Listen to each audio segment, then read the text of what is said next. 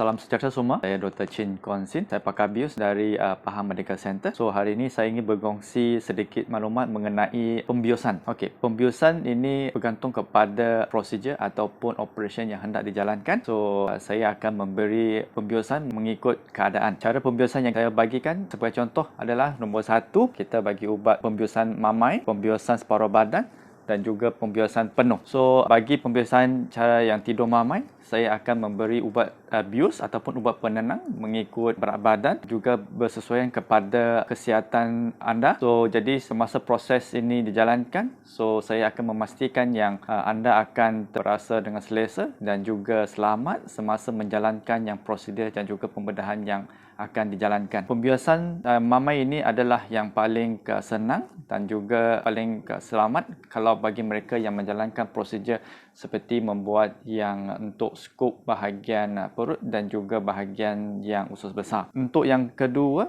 pembiosan separuh badan biasanya saya akan bagi mereka yang menjalankan prosedur ataupun pembedahan di bawah pusat. Bagi pembiosan separuh badan, so ubat bius akan diberi ke tempat di mana kita panggil ada air tulang belakang.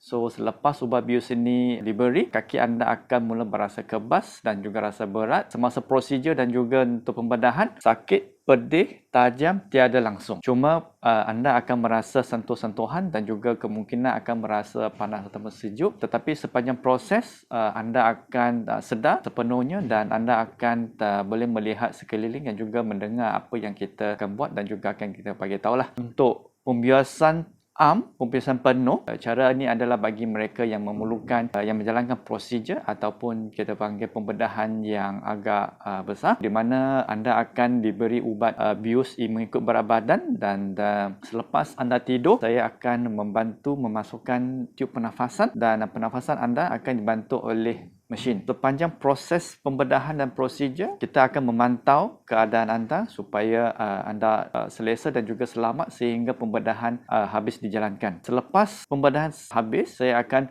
mengurangkan ataupun berhentikan ubat bius dan anda akan bangun secara perlahan-lahan dan kita akan memulakan proses untuk anda bangun dan kita akan memantau keadaan anda selepas pembedahan di Dewan Bedah dan sehingga anda dah baik sepenuhnya, dah sedar, kita akan hantar ke ward untuk pemulihan yang seterusnya. So, untuk ketiga-tiga jenis cara pembiusan ini, so adalah amat penting sebelum kita menjalankan yang prosedur ini, saya perlu mengetahui sejarah mendalam, sejarah kesihatan anda, sejarah apa-apa yang pembedahan yang pernah dijalankan dan juga sejarah alahan supaya semasa kita menjalankan proses pembiusan, tiada masalah-masalah yang besar yang kita akan hadapi. Selain itu juga, anda perlu mematuhi SOP yang kita tetapkan sebelum pembedahan seperti kena puasa sekurang-kurangnya 6 jam sebelum pembedahan dan mengambil ubat-ubat yang perlu jika anda mengalami